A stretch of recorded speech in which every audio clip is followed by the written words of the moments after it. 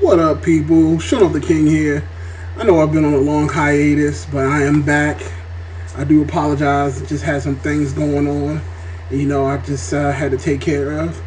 Before I get started on this chapter of Bleach 512, I want to give you guys a little few updates.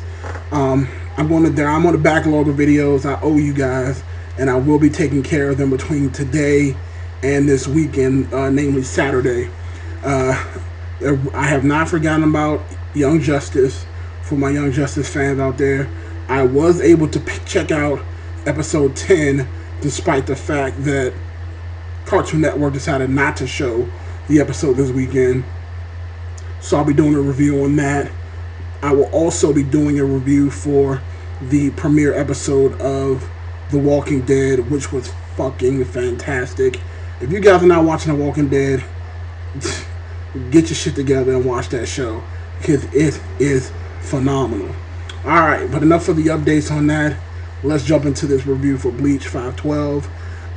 Overall, this is going to be a pretty quick review recap, because this chapter pretty much just focused on Ichigo's grand entrance into the battle. We did learn a few things, but mostly it was just to illustrate that Ichigo has finally hit the battlefield and is ready to go.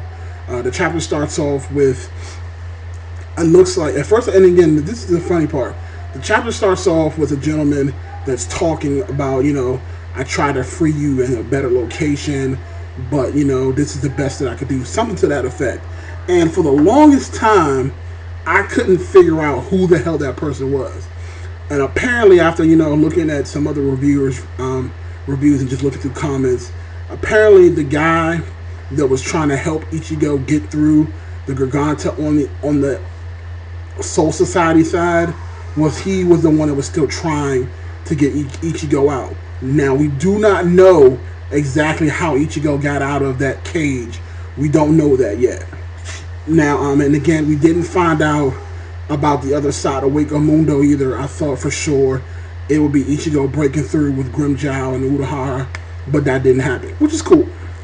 The animations, the drawing styles that Kubo used for this were just fantastic. Just for these past couple of chapters, even the death of Genraisu Yamamoto was well done and well drawn, and just the images of Ichigo was just like, see magnifique. I loved it. He comes breaking through the sky like a badass. He immediately starts flash stepping all over at very high speeds. Now, there's a point where he's so fast that none of the Stern Ritters could actually trace his Ryatsu. Now, that may sound like something just small, but if you remember back, it was either Yuabak or it was Yamamoto, where they were saying that his Ryatsu was so strong that you couldn't even tell where that person was. And this just goes to illustrate that Ichigo has grown in strength, and he is well above any of those Stern Ritter that are actually in battle right now, as far as I'm concerned. So immediately Ichigo goes to check on Renji and Rukia to make sure they're okay, and then he finally lands where Byakuya was. And it's just a sight to see, because I know it's been probably about 5 to 10 chapters since Byakuya lost, and just seeing him in that crater again, just how badly he got smashed by his own Bankai, it's just still tough to look at. It's just like, damn. Now, again, I know a lot of you guys are out there and you guys are screaming bloody murder that, he should be dead, he should be dead. And I gotta tell you, I knew he wasn't dead. Like I said, when Yamamoto died, you knew Yamamoto was dead. Because not only did he get sliced in half, he got his arm chopped off, and he got hit by like a million Quincy arrows. So there's no coming back from that. What happened to Byakuya, it was just to kind of emote the fact that he could die, but I knew in the back of my head that he probably was not dead. And again, me personally, I'm happy that he's not dead. Yeah, I said it. I'm fucking happy he's not dead. And I'm going to tell you why. The day that Byakuya dies, he needs to be taken out by somebody more important than Asnot. I'm sorry. To me, Asnot is subordinate. And Byakuya is not to be killed by no fucking subordinate. Plain and simple. If you're going to kill Byakuya, he needs to be killed by Yubak or maybe the guy right under Yubak. And for this point and this point alone, what I think is going to happen is that Unohana, she's going to come out and she's going to try to heal Byakuya. And he's going to probably be out of commission for a while. He's going to train and try to become stronger. And again, because again, once the Zero Squad gets there, shit's going to change. And I'm pretty sure, like I said, I'll get to that point because I want to make a point about the Zero Squad, but I want to finish my recap of the chapter.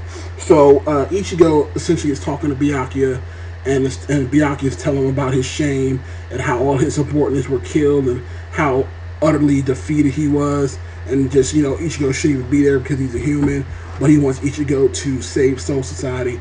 So of course Ichigo powers up and leaves and literally just lands where Yubak is. And then, you know, they kind of share like evil glances toward each other. And essentially that's the end of the chapter. Now, one thing I want to say is, I know a lot of people are trying to say, oh, why is Ichigo fighting Yubak so fast? They're not going to fight. Let's be honest, people. Ichigo showing up was not a part of Yubak's plan. Last chapter, you already noticed that Yubak specifically said, let's get out of here and wait for a Zero Squad to show up. At this point in the game, Yubak knows that he's not going to be able to take on Zero Squad and Ichigo at the same time. So if anything, they're going to exchange words. Maybe one of the Stern Ritters, the randos, are going to try to attack Ichigo, kind of how they did Genraisu Yamamoto, and Ichigo's going to probably cut him down, just to show how tough he is and how much stronger he's become. But as far as like Ichigo fighting Yubak, don't get your hopes up. It's not going to happen. I'm just going to be honest with you. And again, like I said, Yubak and his I can't remember what the other guy's name is. They're going to probably retreat because again, they've already accomplished their goal. Their goal was to go to Soul Society and destroy it and kill Captain Yamamoto and bring the Zero Squad to Soul Society. And they've accomplished that. Yamamoto's dead. Their Stern is crushed. Half of the 13 Gold Court Guard squads, they're completely obliterated, and the Soul Society's been destroyed. So they've accomplished all their goals. At this point in the game, there's no reason to stay. Why stay and just risk getting your numbers hurt just to save face? They're waiting for Zero Squad. Zero Squad is going to show up, but I guarantee you, Yubak and Ichigo will not fight. Maybe they'll clash swords once or twice, but there will not be an all-out battle like it was with Yamamoto and Yubak. Like I said, overall the chapter was pretty good. There was a lot of things that I liked. The only thing that I could probably say I didn't enjoy was how quick the chapter is. Again, I'm glad personally that Byakuya is not dead. If you are against that, fuck it, that's your opinion. But guess what? I have mine too, and I'm glad the motherfucker's alive. So again, I want to know what you guys think. Did you enjoy the chapter? Did you not enjoy the chapter? Let me know in the comments section below. Thumbs up the video if you could. And definitely subscribe. It's the one and only Shonen the King. You guys have a fantastic night.